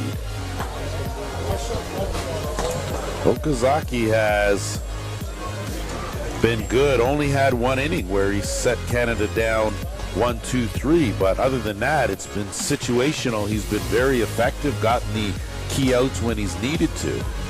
He's also not fallen in love with the strikeout, because he actually doesn't have one in this ball game. Sorry, he does. He has 2, but allowing his defense to do the work for him. And Japan are quite happy to do that. They can, you know, they don't necessarily rely on striking out all the hitters, but certainly will look to hit location, hit really good spots, and play to their field. That's why they've always been so strong defensively. And when we talk about that, Okazaki's day done, it is Takuro Kawano that has come in to take over. My apologies for that now. I'm just chuckling at Kitazawa. He took that off the screen and claimed that was the out. But he's got a bit of a character, hasn't he? Just a bit. Yeah. And we see that. You know, you get that in all teams, don't you? You have your characters. There you go there. A little bit of a smile. Saying, why are they not out? And the reason is? Jones had singled, a hard hit single in the 3rd, and then struck out in the 4th. Just bounces off the net there. But he did manage Catch. to reach base on the pass ball. 2 balls, 2 strikes the count here. We are in the top of the 6th inning.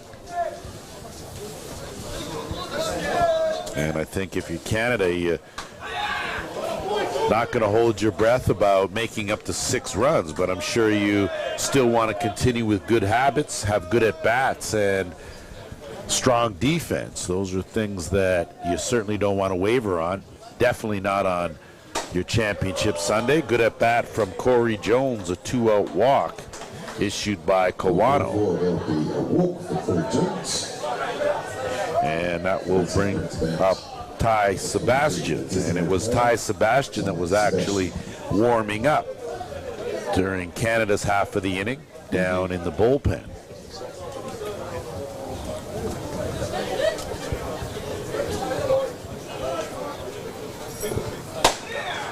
Colquhoun in there for a called strike.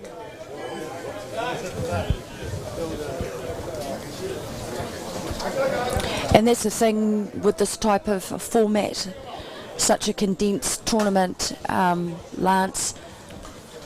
If you're not playing in games, you actually have to be ready to turn around pretty quickly, you know, for your next game. So players that haven't had a chance to play in this game from Canada, I guess, will need to start warming up, will need to start switching on, because there's a quick turnaround for the next games for all teams. No runs, no hits, a runner left aboard for Canada in the 6th. 7-1 the score. Japan will head it to the home half when we come back.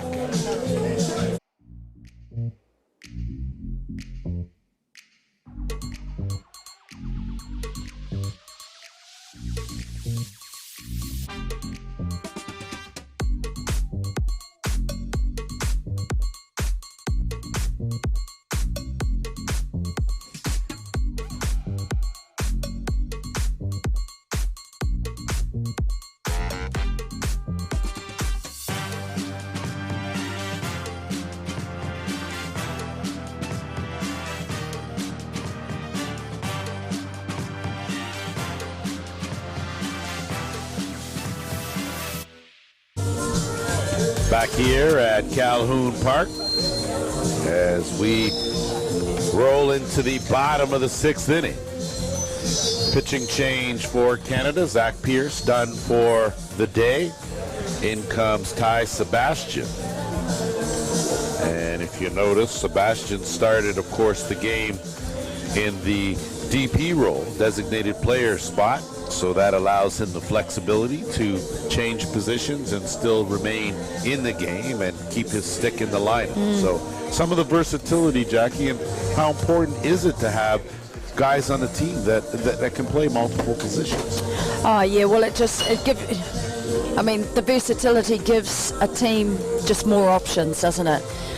Particularly if you have pitchers that can hit, because it's, you know, it's about your hitting.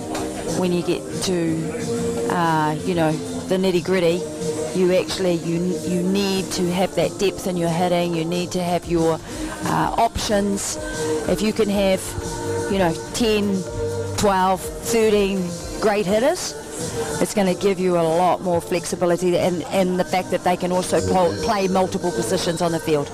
Agreed. 3, 4, 5, meat of the order coming up for Japan here in the 6th inning. Kitazawa followed by Katioka and Morita, the scheduled 3. Kitazawa has done his part. He he singled and scored on the home run in the 1st, struck out and grounded out. So a good example of everyone kind of chipping in and filling the void is Japan. And that's what this game is all about. It's about the 9 positions and not necessarily about the 1. Yeah, everyone's contributing. And they're definitely showing that today, which is hence probably why they have 7 runs on the board, right? Because they're all making contact, they're all contributing to this game today. 1 ball, 2 strikes. And a good change up there, in there for a Coming call strong. strike. Looking for the strikeout. It's a good start. Turn that K the other way. And in will come Katioka. Teo Oakland. Japan equally good at getting a number of their players in, getting them some at-bats and getting a feel for them. But they're masterful as always when it comes to that sort of thing. And the coaching staff has been together for a number of years to build this program. We saw them 2015 in Whitehorse, and they were, every game they just seemed to get better and better. If they made a mistake in one game, you can bet that they weren't going to make that same mistake any other time. So That's the discipline, the consistency that Japan have always had. stick around. New Zealand against Australia in our second game here.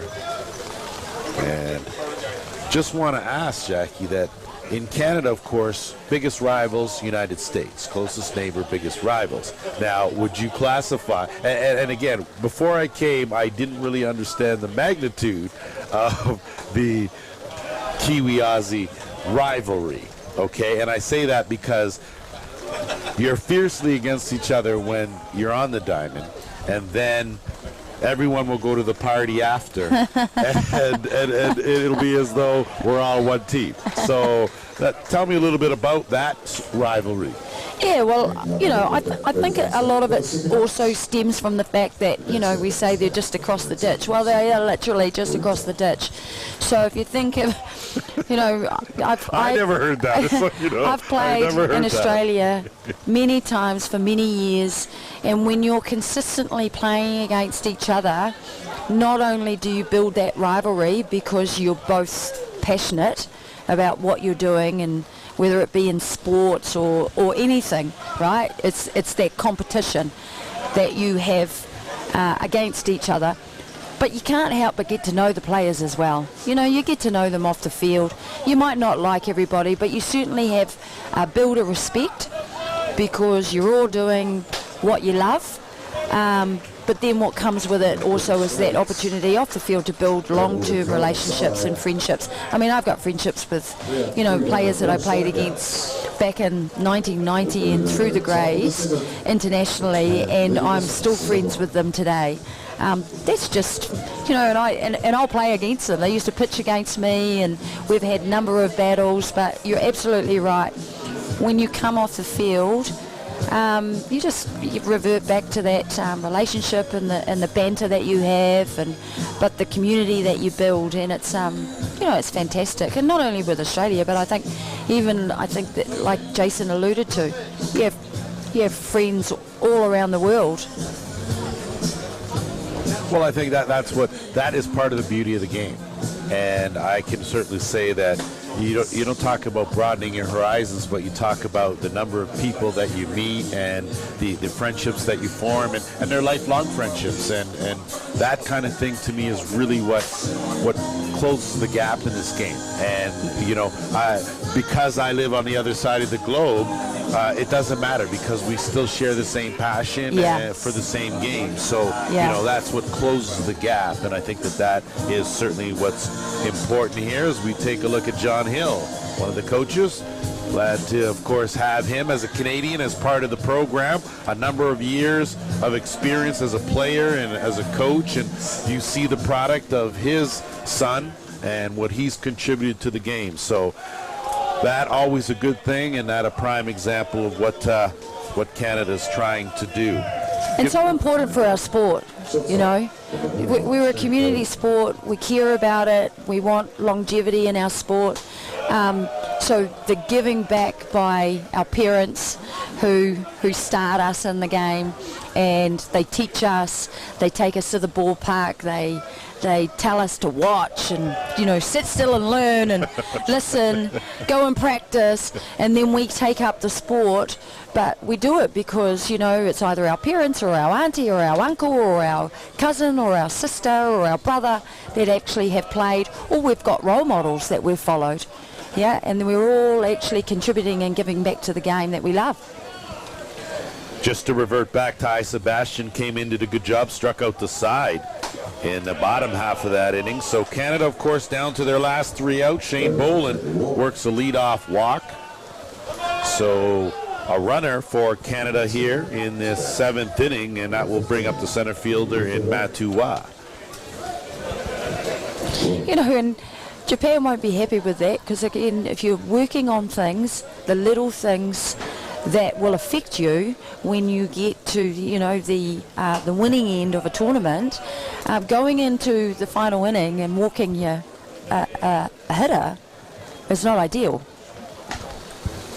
No, but now you're really setting the bar of perfection pretty high, Yeah, Jackie. yeah, I just want yeah. you to know. I mean, if you can't give up a leadoff walk in the 7th with a 6-run seven, lead, yeah. you know, what can you do? No, you can't do that. You just cannot do that. You need to do better. Your spot is in jeopardy, young fella, all right? You better get right, fly right, okay, and fix it. Yeah. What are you saying? You're saying cut him some slack? I'm saying, is that what you're saying? And Jackie, as a coach, boy,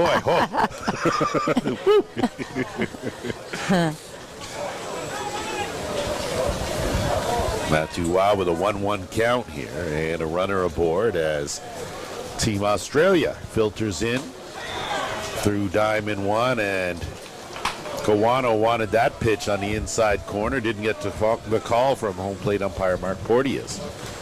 And it'd be a shame if I didn't give a shout out to old Porto back there behind the plate. A world-class umpire, and been lucky enough to travel around with a few of the boys in blue, and, you know, have to understand they're the only ones that are out on the diamond for every single pitch from the start of the game to the end of the game, and they don't get to go into the dugout and maybe get a little dry or, you know, get a little breather. They're out there the entire time. So sometimes a job that goes a little bit on the thankless side is something, and I think the game is thankful to people like that commit to that and allow us to play. Well, we need them. They're so important, aren't they? You know, those volunteers that help build our game, develop our game, give back to the game is just so important. And I guess I got a bit of a special connection with Mark because, you know, we go back to North Harbour. We both came through. Sorensen, I assume you're who? Mark Porteous, Porteous, the okay, umpire. I was going to say. Yeah. So he's on home plate here. So that's our connection. He comes from North Harbour Association. We both played there from a young age, coming through the grades. But in particular, my father, who, bless his soul, was passed away now.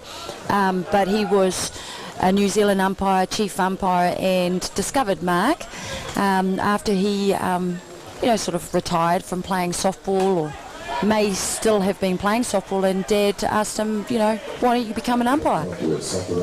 Took it up, and look at him now.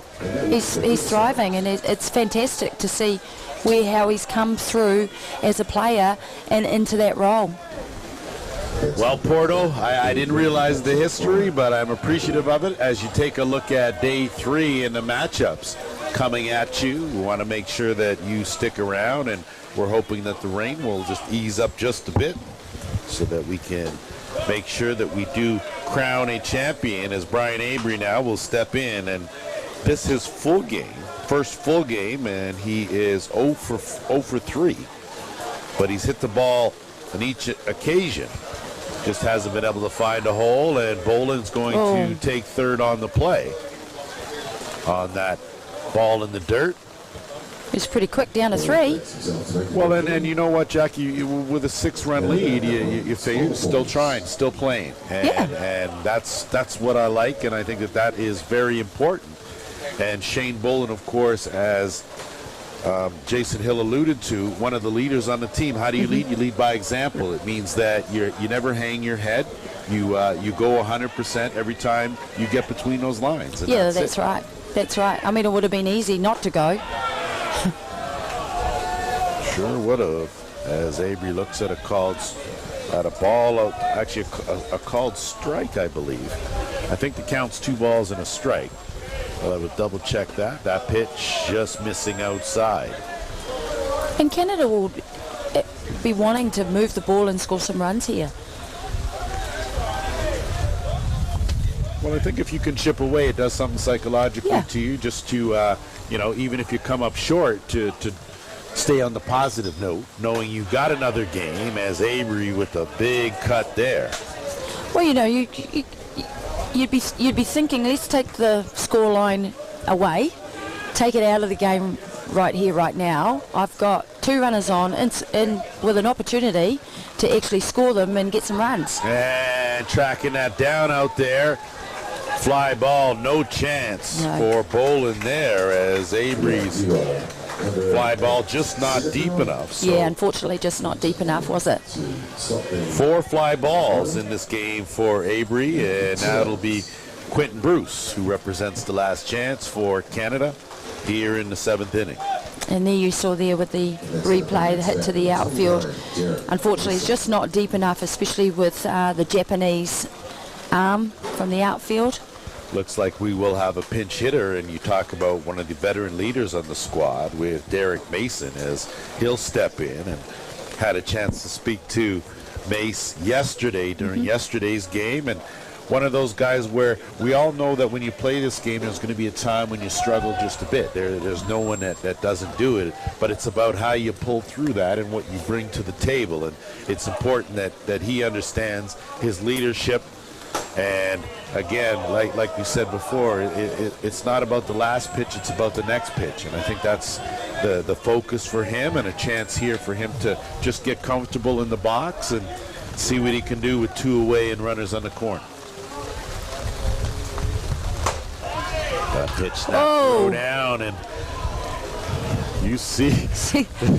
And just like that. Let's watch this. From the catcher, you'll see the replay here, looking to go outside, set up nicely there. I wonder if that was actually a set play. Seemed like it was. It sure looked Pick off like that it runner was at 3. executed Yeah. quite well that way. That pitch, that's a good eye. I'm not quite sure where that pitch was, but I'm going to give Mason some credit for having a good eye. I'm not quite sure. Certainly don't want to point the finger at Porty. Oof. Certainly looked like it was close enough, but pretty close. Mark Porteous is a little bit closer than us, though. Well, he is a lot closer than we are, so we will give him the benefit of the doubt.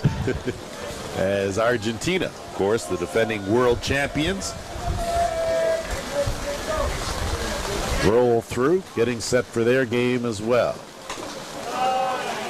Mason will foul that one off to stay alive, even the count, 2 balls, 2 strikes. And he's having a good turn at bat here. Good battle. See some pitches, get comfortable as the rain comes just a wee bit harder.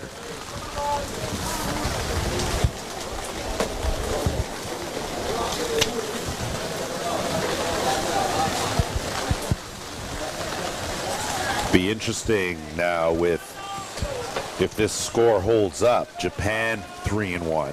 Canada will be 3-1.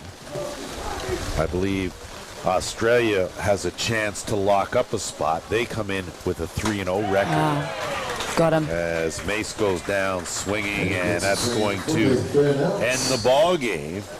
And despite the score, plenty to reflect on for Canada. With the loss, they will drop to 3-1. Japan will improve to 3-1, and you're going to have to stick with us, of course, throughout the day to see the final 2 teams that will end up in the championship.